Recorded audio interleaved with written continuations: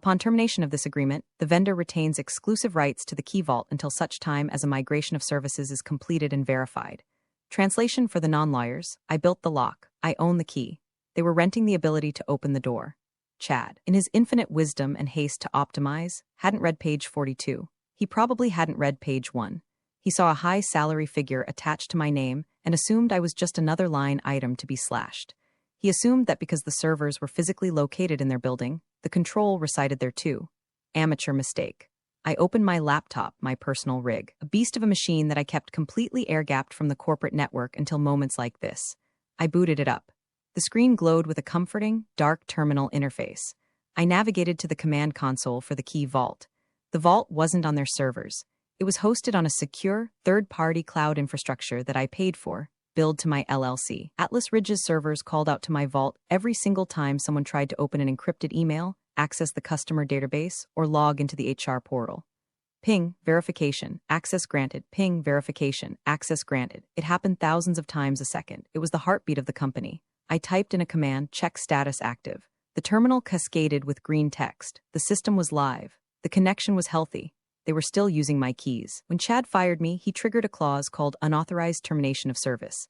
Essentially, by firing the vendor without a transition plan, he was defaulting on the lease. I didn't have to hack anything. I didn't have to inject a virus. I wasn't a criminal. I was a landlord whose tenant had just stopped paying rent and told me to get off the property. So, I did what any responsible landlord would do. I prepared to change the locks. I looked at the clock on my wall. 1:00 p.m. I had a failsafe script sitting on the server. I called it the severance package. I had written it 3 years ago, late one night after a particularly grueling audit where the previous manager had tried to throw me under the bus for a mistake he made. The script was simple. It listened for a specific signal, or rather, the absence of one. Every Friday at 5:00 p.m., I manually renewed the security token for the coming week. It was a 5-second task I did from my phone. If the token wasn't renewed, well, I looked at the terminal. I could renew it now. I could be the bigger person.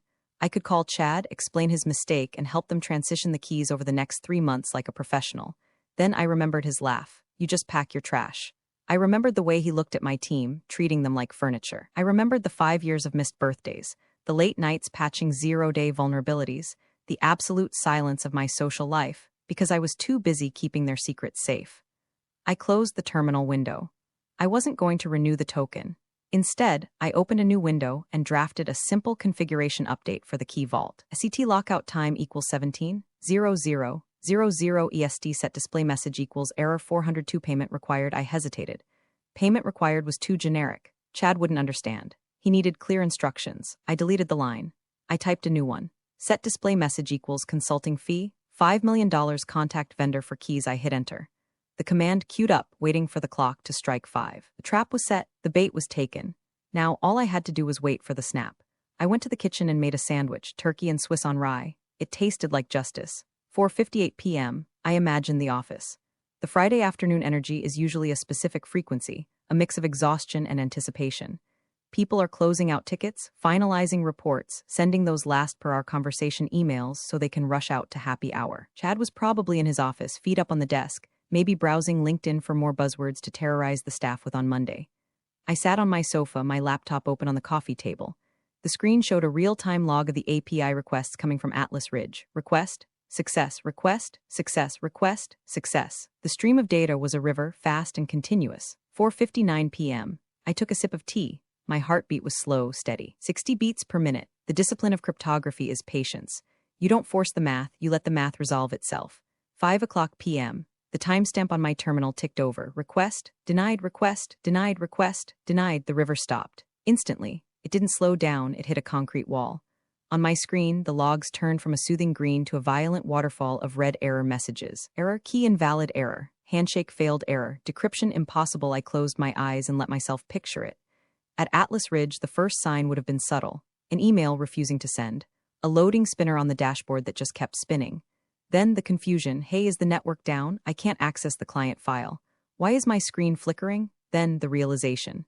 The central dashboard. Massive 80-inch monitor in the main bullpen that displayed the company's real-time metrics would flicker. The charts, the graphs, the synergy metrics, all of it would vanish. In its place, a stark white background. And in the center, simple, unserifed black text, size 72 font. System lockout consulting fee outstanding, $5 million and 0 cents wire to Obsidian Data Solutions to release keys. I watched the connection attempts spike. 10,000 requests per second. 20,000. The system was panic flailing. Every application, every server, every automated bot was screaming for the keys, and the vault was silently whispering, no. My phone buzzed. I ignored it. It buzzed again and again. A steady vibration against the mahogany of the table. I glanced at the caller ID. IT Support Desk 1. That would be Kevin, sweet kid, knows how to restart a router. Doesn't know the difference between symmetric and asymmetric encryption. I let it go to voicemail. Then, a new number, Chad Wexler Mobile. I smiled. The panic had traveled up the org chart faster than I expected. Usually, middle management tries to hide the fire before calling the fire department. Chad must be staring at that screen right now. I picked up the phone, but I didn't answer. I just looked at his name. I could imagine him slamming his fist on the desk. I could imagine him yelling at Kevin. Fix it? What do you mean you can't fix it? Reboot the server. But you can't reboot a missing contract. I opened a new terminal window to check the encryption status of the database. The data at rest, the customer records, the financial history, the proprietary algorithms, was all encrypted with AES 256. Without the keys currently residing in my locked vault, that data was indistinguishable from random noise. It was digital static. Billions of dollars of intellectual property turned into garbage in 1 second. The phone stopped buzzing. Then it started again. Chad Wexler. I poured myself another cup of tea. The silence in my house was luxurious. I could hear the rain tapping against the window. It was a stark contrast to the cacophony I knew was erupting 5 miles away. I decided to check the server logs for specific user activity. User, C. Wexler attempting access to admin panel. Access denied. User, C. Wexler attempting access to admin panel. Access denied. User, C. Wexler attempting access to admin panel. Access denied. Insanity, I whispered to the empty room, is doing the same thing over and over again and expecting different results. He was trying to brute force a system designed to withstand nation-state attacks. Good luck, Chad. I navigated to my email client. A private one, not the corporate one I had lost access to. There was a new email. Subject, urgent, system error from C. Wexler at Atlas Ridgecom, sent from his iPhone, evidently since the email server was down. Olivia, something is wrong with the dashboard. It says we owe you money. This is a mistake. Fix it immediately or legal will be involved. This is sabotage. Chad, I didn't reply. Sabotage implies I broke something. I didn't break anything. I just took my property home with me. I marked the email as read and moved it to a folder I named Evidence. The sun began to set, casting long shadows across my living room. The red error logs continued to scroll, a digital fireplace warming the cold reality of their situation. They were in the dark, and I was the only one with a flashlight, but flashlights cost money. The weekend passed in a blur of ignored phone calls and peaceful gardening. By Monday morning, I had pruned my roses, remulched the flower beds, and ignored 47 calls from various Atlas Ridge numbers. Monday at 8 a.m., the dynamic shifted. The calls stopped coming from Chad. They started coming from the 202 area code. Washington, D.C., corporate legal. I sat in my home office, dressed in my silk pajamas, reviewing the logs. They had spent the entire weekend trying to bypass the encryption. Attempted restore from backup. Failed. Reason? Backup integrity check requires encryption keys. That was the chef's kiss. I had configured the backups to be encrypted with the same key management system. You can't restore a locked file with a locked backup. It's like losing your car keys and trying to use a picture of your spare key to start the engine. At 9:15 a.m., a courier arrived. He looked nervous, clutching a thick envelope with the red urgent stripe that lawyers love so much. I signed for it. Inside was a cease and desist order, demanding I immediately surrender all access codes, passwords, and digital assets belonging to Atlas Ridge Systems, and threatening a lawsuit for cyber extortion, sabotage, and breach of contract. I laughed, a genuine belly laugh. They were still treating this like a hostage situation where I was the terrorist. They didn't understand they were the squatters. I scanned the document. Then I drafted a reply. Not to the lawyers, but to the board of directors. I had their personal emails from the initial setup 5 years ago.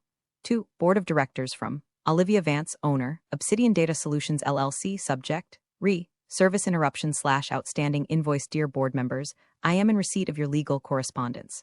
There seems to be a fundamental misunderstanding regarding the nature of the service interruption. On Friday, May 12th, the Vice President of Digital Synergy, Mr. Chad Wexler, terminated the service agreement with Obsidian Data Solutions, LLC effective immediately. As per Clause 14, B of our vendor contract, attached, the encryption infrastructure remains the intellectual property of the vendor. Upon termination without a transition period, the automated key leasing service was suspended. This is not ransomware. This is a lockout due to non-payment and contract termination. Figure displayed $5 million, represents the emergency reinstatement and lifetime license fee as stipulated in the penalty subsection of the original agreement. I am not an employee, I am a vendor. You return the rental car. You don't get to keep driving it. Regards, Olivia Vance. I hit send. 10 minutes later my phone rang. It wasn't legal. It was Marcus Thorne, the chairman of the board. I let it ring 3 times, then answered. This is Obsidian Data Solutions. Olivia. Marcus's voice was tight. Controlled. We need to talk, Mr. Thorne. I assume you received my email. I did. Look, there's been a miscommunication. Chad is new. He didn't understand the complexity of the arrangement. Ignorance of the contract is not a valid legal defense, Marcus. You know that. You signed the original agreement. We are bleeding here, Olivia, he said, his voice dropping a decibel. Clients can't log in. Can't process payments. Our stock is down 12% in pre-market trading. This is going to kill the company. That sounds like a management problem, I said, examining a hangnail. If you want the keys, you pay the fee. It's a simple transaction. $5 million is extortion. $5 million is the cost of the architecture I built, which you are currently using without a license, plus a premium for the inconvenience of being fired in front of my own team. Can't pay that, Marcus snapped. We'll sue you into oblivion. You can try, I said, my voice hardening. But discovery will be fun. I have logs of Chad Wexler attempting to brute force the system all weekend. I have logs of the termination where he explicitly stated the company owns everything without verifying ownership. And most importantly, Marcus, court cases take months. Your encryption keys rotate automatically every 7 days. In exactly 4 days, current keys will expire completely. If the vault isn't reconnected by then, the data isn't just locked. It's gone, permanently. Mathematical entropy will eat your database. There was a long silence on the other end. 4 days, he whispered. Tick-tock, I said. I need to call a meeting, he said. I'll be here, I replied, waiting for the wire transfer. I hung up. I checked the logs again. They had stopped trying to hack the system. The access denied messages slowed to a trickle. He had finally realized that brute force doesn't work against math. Now, the internal cannibalism would begin. They would turn on each other. Chad would be the first course. By Tuesday, the silence from the company was replaced by a cacophony of rumors. I knew this because my personal phone was blowing up with texts from the dev team, the people Chad hadn't fired yet, but who were currently sitting in a dead office, unable to write a single line of code. Text from Sarah, senior dev. OMG Liv, Chad is sweating through his suit. He's screaming at the CTO. They're looking for physical backups in the basement. Text from Mike, sysadmin. Dude, legal just walked out with boxes of files. Chad is trying to say you planted a logic bomb. I told them it's just the key server. He fired me. Lol. I watched the texts roll in like ticker tape. It was the internal implosion I had predicted. The truth was finally coming out. Legal had done their due diligence. They had discovered the smoking gun, the migration project. 6 months ago, I had proposed a plan to migrate the key management in-house. I had written a detailed roadmap, outlined the costs, and offered to train a replacement. It was a sensible, safe transition plan. Chad had canceled that project in his first week. I pulled up the archived email from my personal backup. From Chad Wexler to Olivia Vance subject. Project Alpha canceled. Olivia, I'm canceling the migration. It's a waste of resources. The current system works fine. We don't need to fix what isn't broken. Let's focus on UI/UX updates. He had literally put it in writing. He had chosen to keep the dependency on my LLC because he was too cheap to pay for the migration. And then he fired the LLC because he was too arrogant to understand the dependency. I printed that email. I scanned it. I kept it ready. Around noon, I found myself staring at a photo on my bookshelf. It was taken 3 years ago at the office Christmas party. I was wearing a ridiculous Santa hat, holding a glass of cheap champagne, laughing with the team. We had just survived a massive DDoS attack. We were tired, underpaid, but we were a unit. I touched the glass of the frame. I didn't hate the company. I loved the code. I loved the structure. I loved the elegance of the security I had built.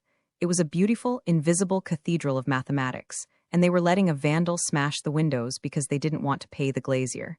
It wasn't just about the money anymore. It was about respect. It was about the fact that people like Chad view people like me as mechanics, interchangeable grease monkeys who tighten bolts. They don't understand that we are the engine.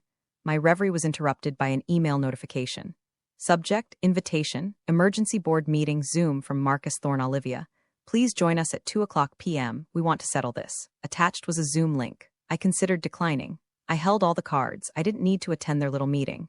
But curiosity is a powerful drug, and frankly, I wanted to see Chad's face. I spent the next hour preparing. I didn't dress up. I wore a comfortable cashmere sweater. I set up my lighting so I looked angelic, or at least well-rested. I prepared my screen sharing. I lined up the logs, the contract, and the canceled email from Chad. I was ready to give my final presentation. At 1:55 p.m., I poured a fresh cup of tea. At 2:00 p.m., I clicked the link. The screen populated with the grim faces of the board of directors. Men and women in expensive suits, sitting in expensive rooms, looking like they had just swallowed a lemon. And there in the bottom right square was Chad. He looked terrible, his tie was loosened.